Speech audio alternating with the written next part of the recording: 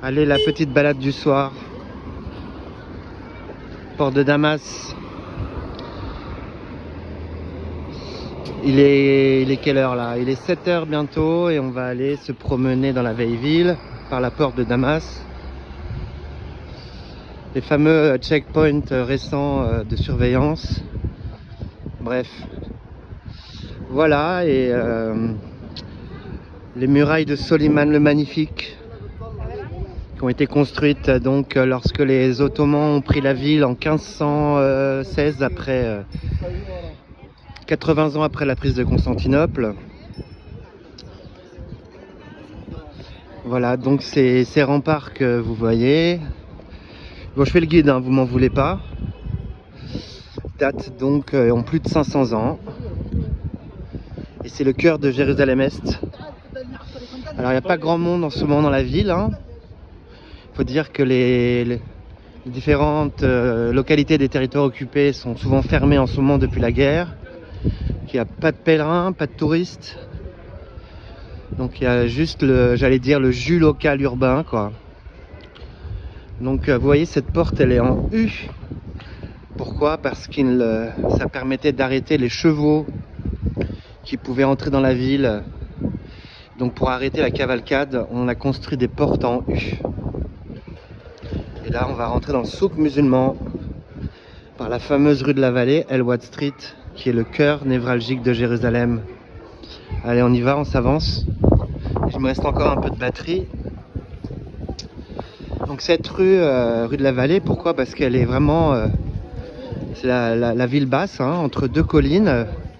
Vers l'est, par là, il y a le mont Moria avec l'esplanade du temple ou des mosquées. Et vers l'ouest, par là, il y a la colline de Sion. D'ailleurs, on va voir un peu les deux rues... plutôt cette rue-là se coupait en deux, et cette structure vierge, c'est-à-dire la structure des rues, date des Asmonéens. Les Asmonéens, c'est cette dynastie qui avait renversé les Grecs au IIe siècle avant Jésus-Christ, et ont recomposé la ville de Jérusalem avec trois axes centraux qui partaient de la porte de Damas. Voilà, donc à droite, on a la rue qui s'en va vers le Saint-Sépulcre. Et à gauche, la rue qui s'en va vers le Kotel, le mur de lamentation.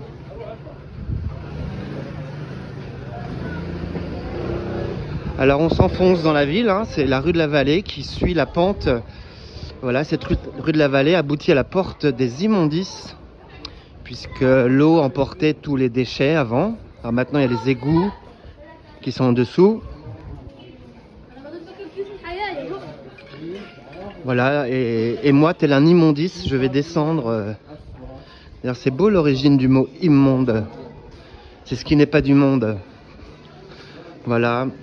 Donc cette rue est fameuse, pourquoi? Parce qu'elle permet d'accéder à la fois au Haram el-Sharif pour les musulmans. À la fois, on va croiser la Via Dolorosa, et puis c'est aussi la voie d'accès pour aller au ce qui reste du temple, le mur de lamentation. Cette bâtisse-là, c'est ce qu'on appelle maintenant la maison de Sharon. Ariel Sharon a pris possession de cette bâtisse il y a plus de 20 ans. Voilà. Et désormais, cette bâtisse est habitée par des groupes de Ateret Kohanim, ce qu'on appelle les sionistes religieux. Voilà, ils rentrent par ici. Vous êtes les bienvenus, c'est marqué. Voilà, c'est une manière pour les groupes... comment appeler ça, messianiques, qui pensent que le Messie va bientôt arriver, de prendre possession de la ville.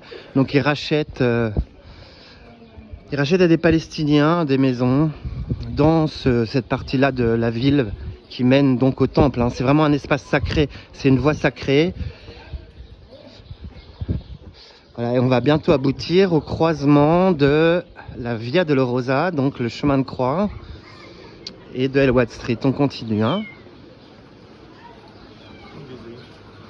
J'espère que vous vous embêtez pas trop. Moi, ça doit faire la millième fois que j'emprunte cette rue, mais je ne m'en lasse pas. Voilà, là, on est au cœur névralgique de la vieille ville, hein, avec à gauche, venant de l'est, la Via Dolorosa, donc qui mène au mont des Oliviers. On a même une arrestation, voyez-vous. Et là, c'est la Elwood Street avec la 4e ou la 5e station du chemin de croix. Donc quand Jésus tombe la première fois.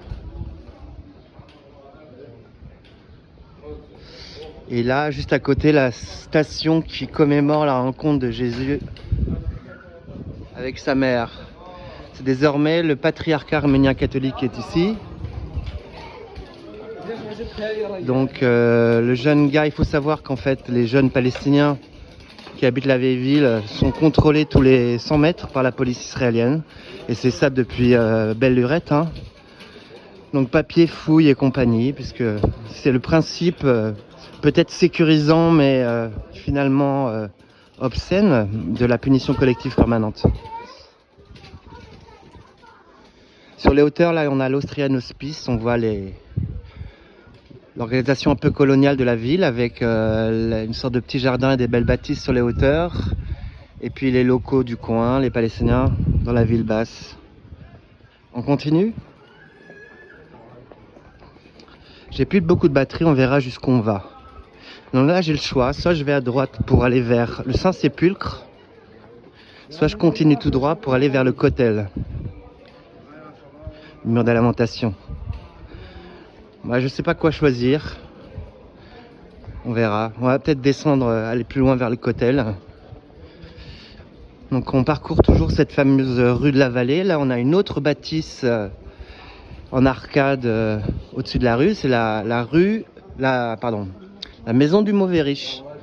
Donc ça vient d'une tradition que ici Jésus est tombé encore et qu'il y a un gars qui s'appelle Simon de Cyrène qui a été réquisitionné par les Romains pour porter la croix du Christ parce qu'il il commençait à son agonie quoi en fait. Bref, et pourquoi mauvais riche? Parce qu'il y avait un gars qui regardait le spectacle et qui n'a pas bougé.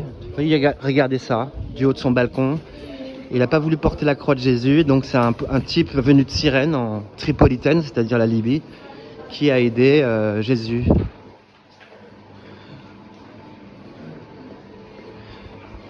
Donc c'est, comme je disais, le centre de Jérusalem, c'est un espace très complexe, hyper surveillé, parce que c'est vrai qu'il y a eu l'intifada des couteaux il y a quelques années, où des sionistes religieux, c'est-à-dire ceux qui veulent reconstruire le temple, etc., qui se sont fait assassiner en nombre par des Palestiniens qui venaient pas de la ville d'ailleurs, mais qui venaient des territoires, ou alors d'Israël. Et donc il y a eu beaucoup d'assassinats au couteau, ça c'était en 2015, 16, 17. Maintenant la ville est tellement sécurisée que c'est peut-être l'endroit le plus sécur d'Israël, voire même du monde. Il y a des caméras partout. C'est une rue qui est dans une guerre gelée. C'est même pas une guerre froide, c'est une guerre gelée, c'est-à-dire qu'il y a tous les ingrédients d'injustice et de conflictualité territoriale, mais ça ne bouge plus. Parce que ça serait l'objet d'un cours ensuite ou d'une autre vidéo, mais ça prendrait des heures pour expliquer tout. Mon téléphone me suit et la batterie, etc. Donc la nuit est tombée sur Jérusalem doucement et on s'enfonce encore. On va bientôt arriver au mur des lamentations. Voilà. Pas beaucoup de monde dans la rue aujourd'hui.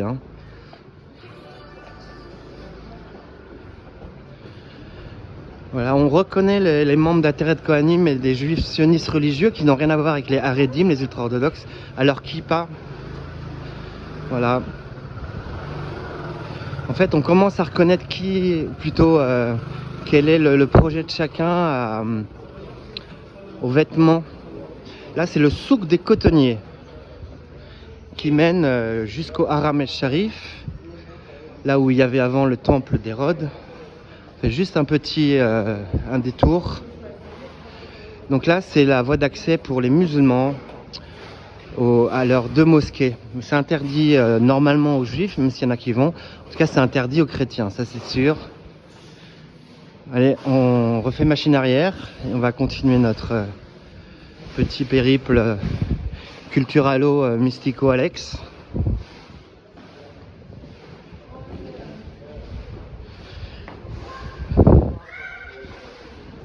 Ouais, la rue qu'on a devant nous là, elle est fameuse dans le sens où il y a beaucoup d'événements parce que tous les 3 mois il y a une maison palestinienne qui est prise par ce groupe de radicaux extrémistes messianistes qui foutent le bordel quand même depuis des années, et en Cisjordanie ici. Bref, on peut pas s'y attarder, ça ferait une autre vidéo. Et là on va bientôt aboutir au checkpoint, parce que pour aller vers le Kotel, il faut montrer patte blanche, hein. Là aussi c'est assez symbolique, c'est une sabile, une fontaine rituelle des Mamelouks d'ailleurs, avant les Ottomans. Et on voit bien la différence de patrimonialisation de la ville. C'est un peu le bordel du côté palestinien, mais ils n'ont pas de sous pour mettre en valeur leur patrimoine. Voilà, on continue. Est-ce que j'aurai encore un peu de... Donc là on voit bien les drapeaux et le... Comment ça s'appelle, le slogan de Ateret Kohanim. Alors je lis pas l'hébreu couramment, mais ça doit vouloir dire quelque chose comme le Messie est le roi ou un truc comme ça. Ça se trouve je me plante, hein. Voilà, là on a des membres de Mea Shearim, ou plutôt des Haredim, donc les juifs ultra-orthodoxes, qui d'ailleurs sont contre le rétablissement du temple parce que seul le Messie peut reconstruire le temple. Donc on a une opposition dans le sionisme même religieux entre les Haredim qui ne veulent pas... qui laissent faire le Messie, et les sionistes religieux qui veulent précipiter l'histoire. C'est passionnant. On va essayer de passer. J'arrête 2 secondes.